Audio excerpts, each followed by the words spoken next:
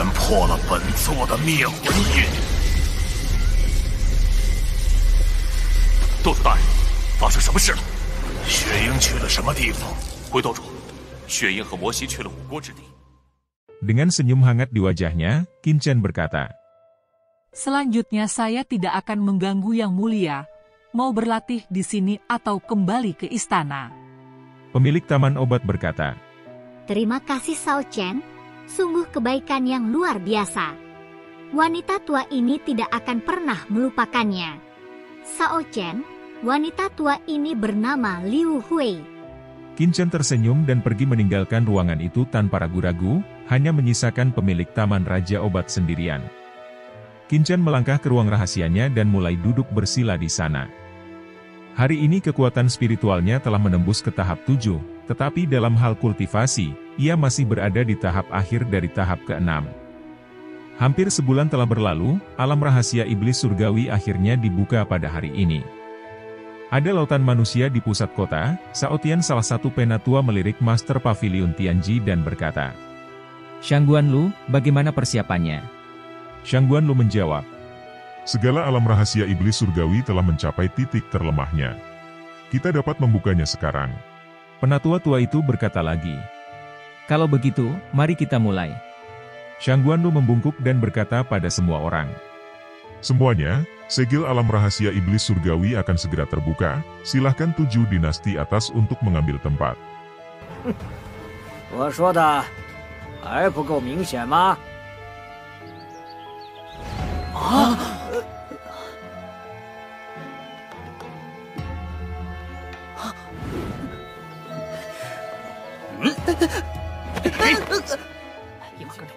140 Rajau dan lebih dari 700 jinius mulai memasuki alam rahasia iblis surgawi.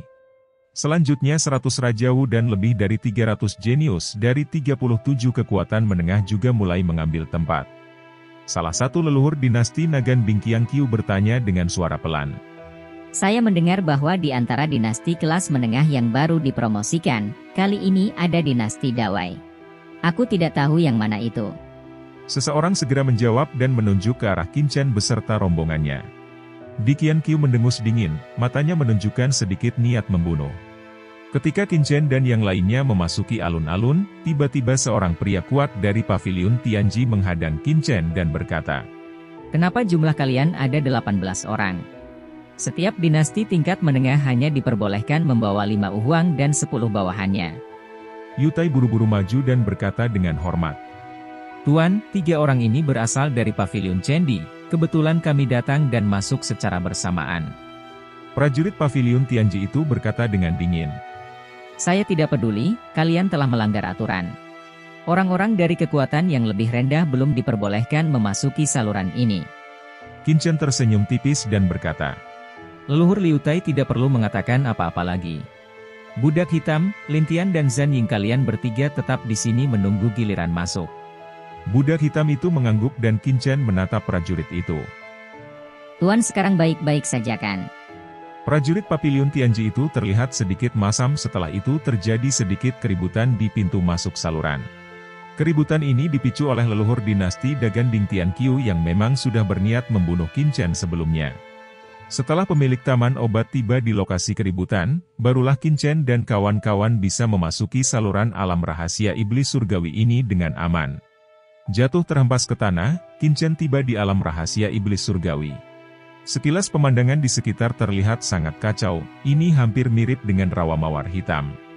Qin Chen bergumam mana Liu Tai dan yang lainnya, sepertinya setiap orang terlempar secara acak. Qin Chen terbang dengan kecepatan tinggi dengan sedikit kecemasan di hatinya. Di sepanjang jalan dia juga bertemu dengan beberapa prajurit dari dinasti lain. Dia menanyakan keberadaan teman-temannya, tetapi tidak ada satupun di antara mereka yang mengetahui lokasinya. Qin Chen terbang selama hampir setengah hari, tetapi dia belum menemukan satu orang pun rekannya. Sesaat kemudian, dia melihat ke bawah sebuah pegunungan hijau terpampang nyata di hadapannya. Saat ini dia bergumam, Itu adalah rumput pedang. Qin Chen terkejut dan buru-buru mendarat ke pegunungan hijau itu. Rumput pedang adalah sejenis ramuan yang dapat meningkatkan niat pedang. Obat mujarab semacam ini, bahkan di domain bela diri, ini masih sangat langka. Baru saja akan memetik rumput pedang, tiba-tiba dua aliran cahaya menyapu ke pegunungan itu dalam sekejap dan mendarat tidak jauh dari Qin Chen. Mereka berkata, ada begitu banyak rumput pedang di sini, kakak, keberuntungan kita terlalu bagus. Hahaha, kita kaya, kita kaya. Setelah Qin Chen memetik semua rumput pedang di depannya, salah satu dari mereka berkata, "Nak, serahkan semua rumput pedang yang telah kamu petik itu." Terlalu malas untuk berbicara omong kosong dengan mereka berdua, Qin Chen berbalik dan segera akan pergi dari sana. Tanpa sepatah kata pun, salah satu dari mereka langsung menebas ke arah Qin Chen. Pedang karat misterius Qin Chen tiba-tiba terhunus seperti guntur, cahaya pedang berkarat langsung menghancurkan cahaya pedang lawan dan menembus pertahanan tubuhnya. Percikan darah melambung ke langit. Hanya satu ayunan pedang, salah satu dari mereka langsung tewas seketika. Kakak kedua. Tuan, tolong jangan bunuh saya. Saya punya informasi tentang orang-orang dari dinasti Dawaimu, selama kamu membiarkanku pergi, aku akan memberitahukan keberadaan mereka. Qin Chen berkata, Ayo cepat katakan. Pria itu berkeringat dingin, dia menggertakkan giginya lalu berkata, Mereka sekarang dalam keadaan bahaya, jika Tuan terlambat, mereka semua akan mati. Tetapi selama Tuan membiarkan saya pergi, saya akan memberitahu lokasi mereka.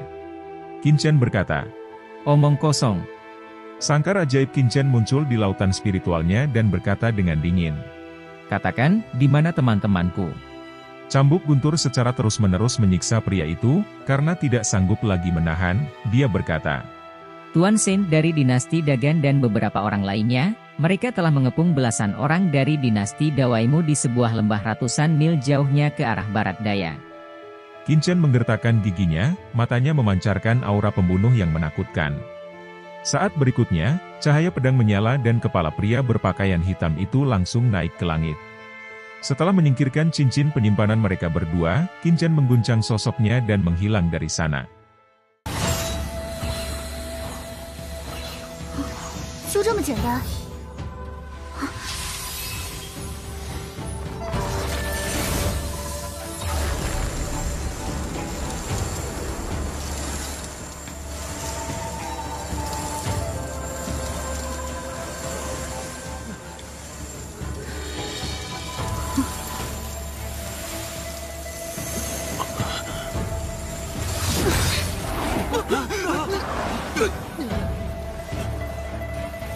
血脉果然舒服了许多，好像焕发了新生一样。 Oke teman-teman, jangan lupa like, komen dan subscribe channel versi novel, biar Mimin tetap semangat untuk mengupdate cerita selanjutnya.